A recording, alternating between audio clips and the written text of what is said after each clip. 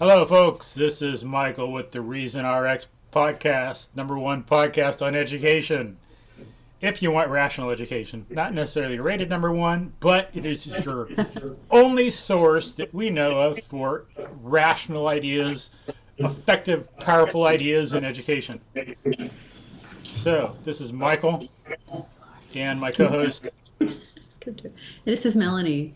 yes, Laughing Melanie.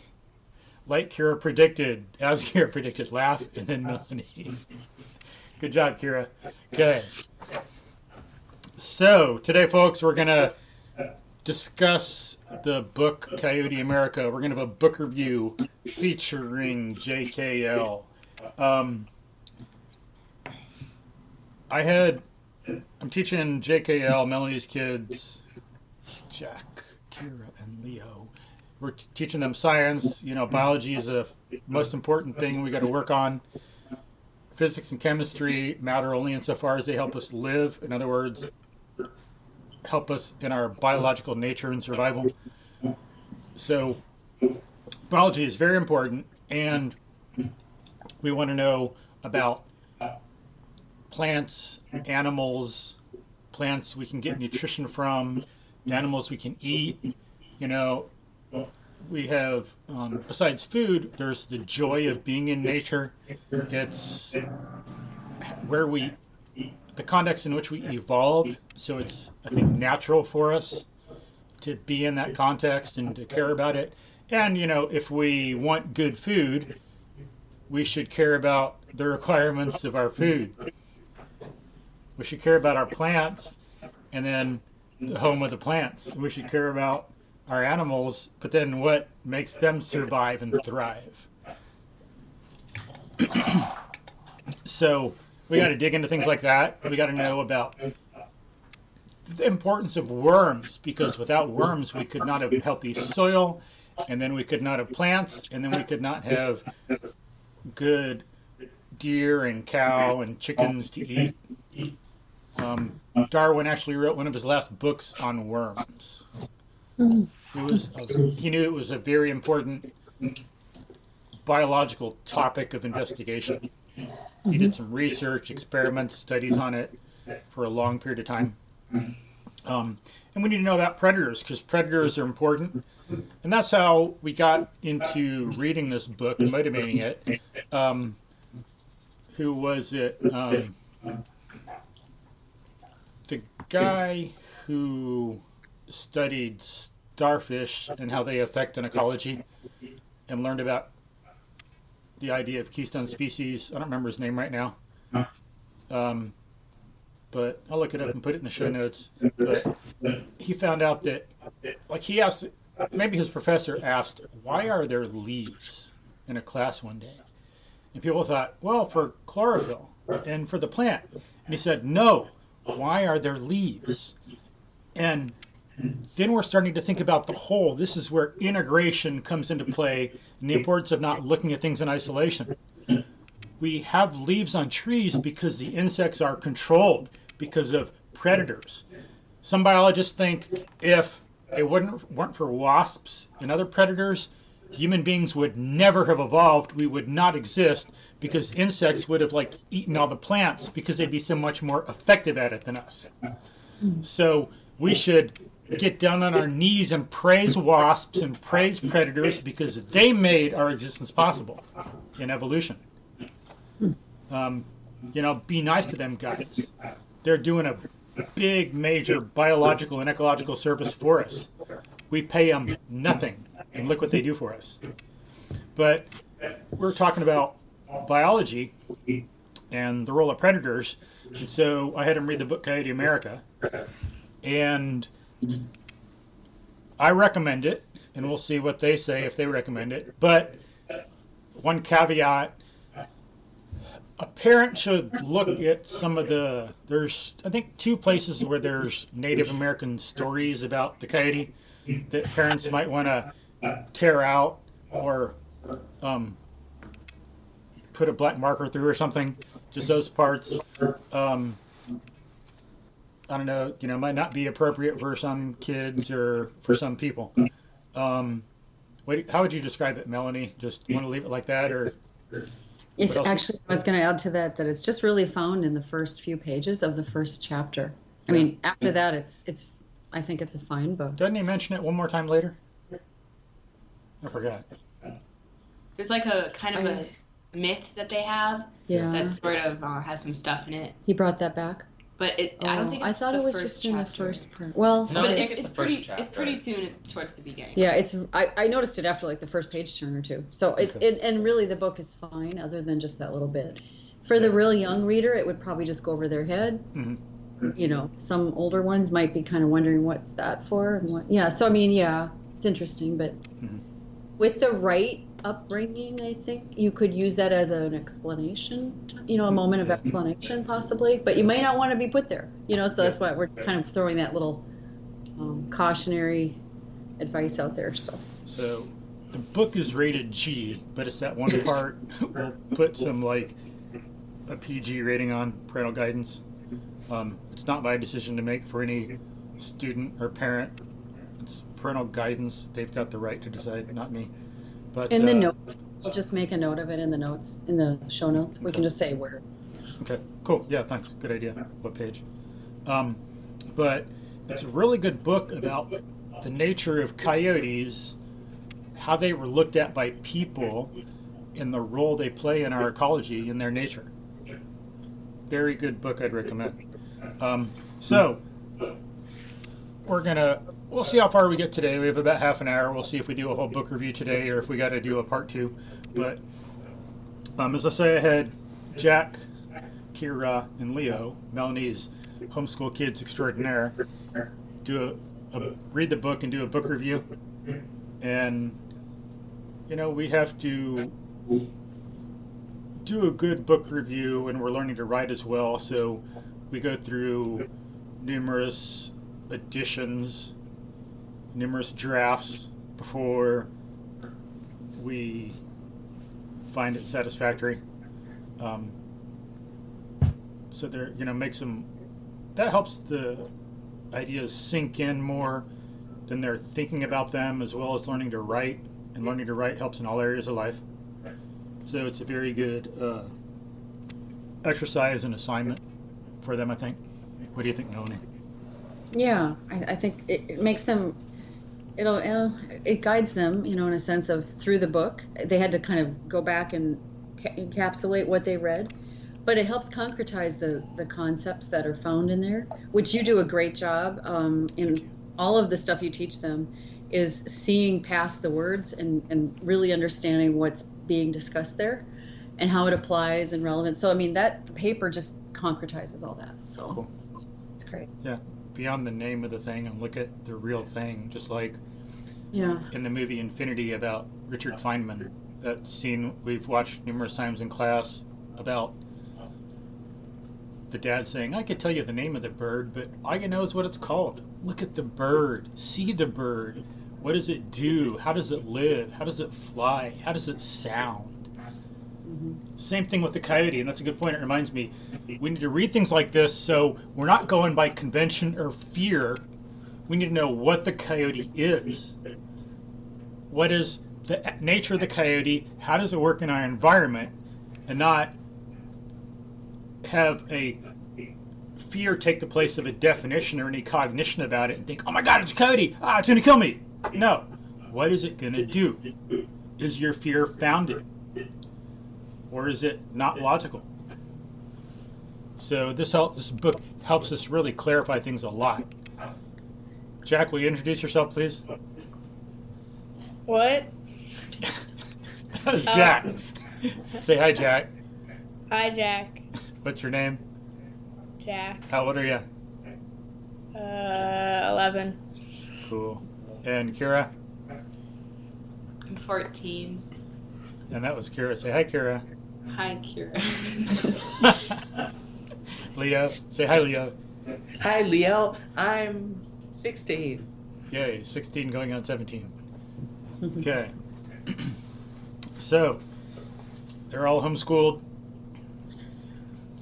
And they are smart, nice, and contrary to, again, conventional, like, anti-wisdom, They are not antisocial. Jack, Kira, and Leo are not antisocial. That is like a ridiculous, nonsensical idea about homeschooling. Yeah, yeah. It's like, So oh my gosh. Yeah, it's so ridiculous. I'm anti-socialist. My first question I field from people when I say homeschool is, oh, do they have friends? Do they go out much and do stuff? I said, well, No, honestly, we keep them locked in the closet I all the said, time. honestly, I said our problem is we need to say no to more of the activities out and about. We need to get home and get studying, So yeah, no, it's never a problem. And every homeschool mom I know, they get the same questions, and the sort of misunderstanding about how homeschooling works. Yeah. We're not sitting in a dark room in the basement. Yeah, like the kids I was talking about earlier, 2 homeschool kids I tutored. They were some of the nicest kids I've ever met. Well-mannered, polite, smart, engaging. They were both Eagle Scouts, too. Wow. And That's then you good. left the room. Huh? I don't understand. I'll get that later. Okay, so so let's start talking about Coyote America, see what the kids think about it, JKL. So, Jack, what would you say the book's about? Like, what's the main idea or some of the themes in the book, some of the storylines, kind of? What is it about? I would say it's mainly about coyotes and their history. Cool. What do you mean their history? Like the interaction. ancient Roman history of the coyotes and the Egyptian history of the coyotes and when coyotes built pyramids and stuff like that, or what? Yep. The interaction of coyotes with humans over the years. Mm-hmm. Cool. Good summary. What about you, Kira? How would you describe the main idea of the book? Yeah, Coyote America sort of tells the history of coyotes in America mostly, and how they've been misunderstood all these years until only recently. Cool. But I think, doesn't the book say, like, Native Americans understood the coyote, but then some Europeans didn't? Yeah. But yeah, mostly for like the Europeans that came to America. That's where the misunderstandings lied. Yeah. What about you, Leo? What'd you say the book was about? Well, I think the book was about sort of like how it focuses more on how America as like a country sort of reacted to coyotes. Mm-hmm. Like how we treated coyotes during the Wild West, how we treated coyotes during colonial times, how we treated coyotes during the World Wars. Mm-hmm. And then how that affected coyotes. Yeah. And then he talks about other things, of course, because we got to know, in contrast, how other people have thought about coyotes and what's possible and what's the nature of the coyote and where does it come from in evolution, right? Yes. Anything else you want to add to that, kids? Not really. No. Okay, so Jack, what did you like about the book?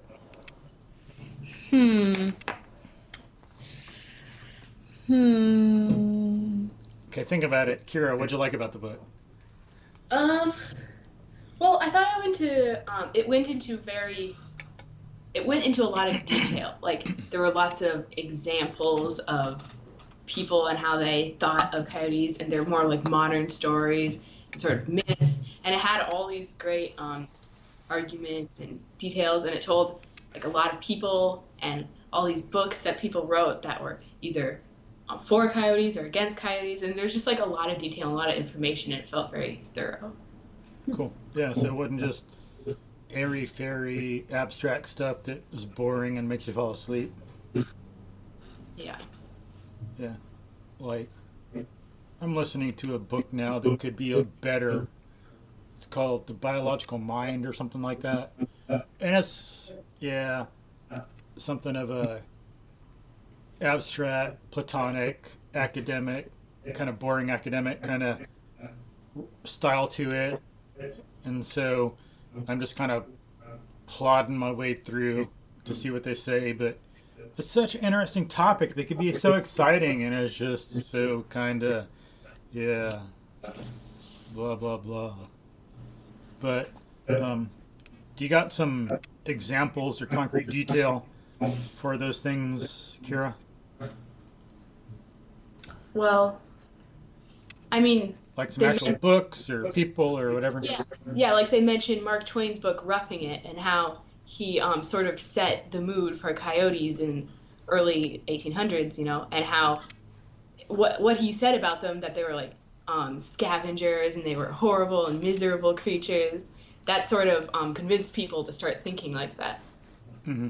Yeah, so some guy who is uninformed and comes along and writes something, some fiction stuff. He doesn't really know about coyotes or their ecological role, and he writes some stuff. And he's known for caricatures and comedy and stuff, but people take it serious and literal. Because we're fission animals, there's a big social aspect to us, but one thing we need to use reason for is to make that fusion, that social aspect, rational and consistent with the world. But instead, people follow a lot of fads and fetishes and conventions and get silly ideas in their head. That leads to, like, in really bad cases, like Nazism, communism, all these people dying. So we got to be careful not to, like, fall into fashions and convention like that. And then it's not like, oh, it's a coyote, not us, who cares? Because doesn't the book talk about the bad effects that wiping out predators and coyotes has on us? Mm-hmm. Yeah, it does. It does a good job of that, actually. Yeah, so, yeah, Mark Twain is a good example. He was a big figure in the culture, influential in his writing.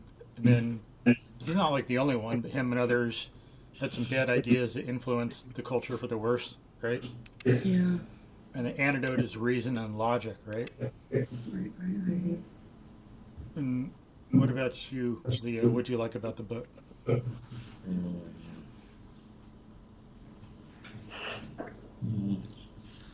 I think one thing maybe you're not thinking of is, didn't this open your mind to things you didn't even know or never even thought about thinking about? A little bit, yeah. Just a little? You had thought about this already?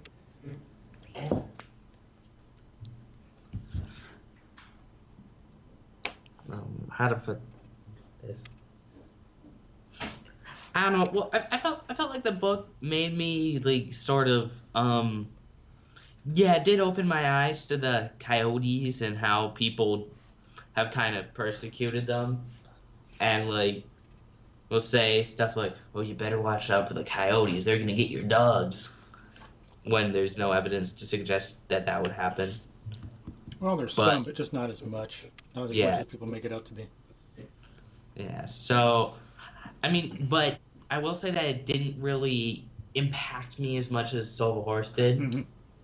Like, Soul of a Horse impacted me. Like, it made me reevaluate everything I thought about horses. Coyotes, it's like, oh, okay. Yeah. That's interesting. The government wastes money on trying to kill animals. Okay. Yeah, and in the meantime, kills other animals and kills dogs and hurts people. Spreads poison out through the environment. Yeah. So yeah, that's what. I mean, yeah. Mm-hmm. That makes sense. So, kind of Soul of a Horse is more like a novel or a story, and there's a lot more value and feeling to it. But Coyote America is about kind of more dispassionate, talking about something. Yeah, I mean, I felt like the guy who wrote Coyote America, like, he clearly understood the subject, but he didn't feel as passionate as Joe Camp did in Soul of a Horse. Yeah, and then it could be it's just a different purpose and different audience for the book. Not every book has to be or can be like Soul of a Horse. Yeah. You know, like I listened to Coyote America like 2 or 3 times or something like that because it's got some really good information in it, a lot to assimilate. What about you, Melanie? Why'd you like it? Well, your last comment, I for sure felt like if I'd read it again, I would have probably even gotten a lot more out of it. Just the first time, it's so much coming at you. I Yeah. felt like just nonstop. I love the sort of migratory path that he depicts in the book, you know, talking about how the coyote wasn't really in its original as it formed today as it was originally. And so it's very interesting, and the science behind some of the stuff he says. I particularly wanted to piggyback on Leo's comment about, you know, your coyotes will eat your dogs and cats. We have coyotes in the cities now. I mean, they're in all the major cities, and people are concerned about that. There's kind of, you know, letters to the editor in the paper all the time about, oh, did you guys see coyotes running around and stuff? So people are talking about, you know, watch out for your pets and your kids even and things like that. So a book like this, there'll be those who read it and go, wow, I hadn't thought of it like that. And then there'll be those that go, oh, this is all baloney. I know coyotes are evil and they're out to kill all of us. And you know what I mean? So Yeah. the You can't reader, reach 'em. the reader brings its own open mind or not to the book. But I wish I had time to read it again because I think I would have even I'd value it even more, I'm sure. Yeah, and the thing is too, it's like, I know for me at least, it's a book I want to read again. I read it the first time and it's like, whoa, I want to go over this stuff again. It's interesting. Yeah, for sure. Learn it better, delve deeper, remember stuff. Yeah. But And I thought he even got into the terms used for a coyote. Like I grew up in North Dakota and they were all coyotes, you know. Mhm. So it was a very, you know, Yeah. very, pretty slanted view of him, but so interesting. Cool. So, what'd you learn from the book, Jack?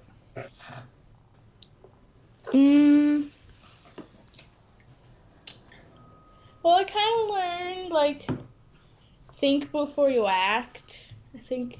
So, you know, so don't kill all the coyotes. It'll affect you, even though you think it will help because they won't kill your livestock and stuff like that. But no, actually, it'll just worsen the situation, really. Yeah, like the rattlesnakes on Scribe Vineyards, right?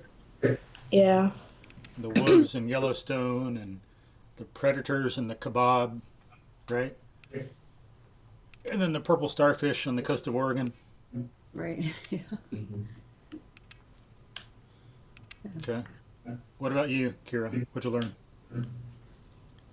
Yeah, sort of the main theme, kind of like in Soul of a Horse, was that conventional wisdom is not necessarily right just because everybody believes one thing. They could all be thinking it. They could have all been thinking about it in the wrong way. Yeah. So sort of you got to look at the facts for yourself and figure out what's right or not, and not just believe everybody else because they think it's true. Like we talked about in class, the physician Semmelweis, learned that people should wash their hands before they do surgery. And he was scoffed at, laughed at. Ha! We're gentlemen, we're clean, we don't need to wash our hands. Then all these women are dying because they're being idiots. That was conventional wisdom. Or the Wright brothers, if they would have followed conventional wisdom, you know, they wouldn't have learned how to fly a plane really far and make it turn. Yeah. So we need to be smart and use reason and logic to make conventional wisdom be actual wisdom and rational, and not just be like that chimpanzee we saw in the video where the chimpanzee sticks a piece of straw in her ear and how the others start doing it because one's doing it. So a lot of people are like, there's like little chimpanzees with like straw in their ear. We shouldn't be like that. Yeah. What about you, Kira? I mean, Leo, what'd you like about the book? What'd you learn from it? What'd you learn from it? Well, like sort of what I said earlier, like coyotes aren't this dangerous thing that's gonna chase after me for the rest of my life, like in Bugs Bunny cartoons. Mm-hmm. If anything, it's been the opposite. we've been chasing after coyotes. Mm-hmm. Um, Then what do they weigh? Like 30 pounds? So if you Yeah. go running after one, do you think it's gonna like stay there and come after you, or do you think it's gonna run for its life? Probably gonna run. Like if you were 30 pounds and someone that weighed like 120 comes running after you, what would you do? Skedaddle. Or if you weigh like 100 pounds and some like big 400-pound mean-looking dude comes up after you, what are you gonna do? Run! Head for the Bazooka. hills. But all right, cool. So it's about 3 o'clock. We got to stop here. So we'll do part 2 of this next time. Because there's other things you learn from the book you're not saying, things we could talk about. We could talk about the pros and cons of the book and what if you'd recommend it and why. Get more discussion about it. But that'll be our part 1. It's a good start, good intro to Coyote America, the nature of the book, what you like about it, what you learn from it. And we'll repeat those questions next time when you've had more time to think about them. So, any last words, Jack? No. But you like the book and recommend it? Yeah. Kira? Last Yep. words? Oh, yeah, I liked it. I'd recommend it. Leah? Yeah. But What? Yeah. but if you're kind of new to this whole questioning conventional wisdom thing, though, I would recommend Soul of a Horse first. Good idea. It's like Coyote America may not be the best starting point, Mhm. but I'd recommend it. Good idea, Leah. Melanie, any last words? Well, I guess thanks a lot, Michael, for introducing us to it, because I probably wouldn't have picked that book up and said, hey, let's study this for Yeah. purposes.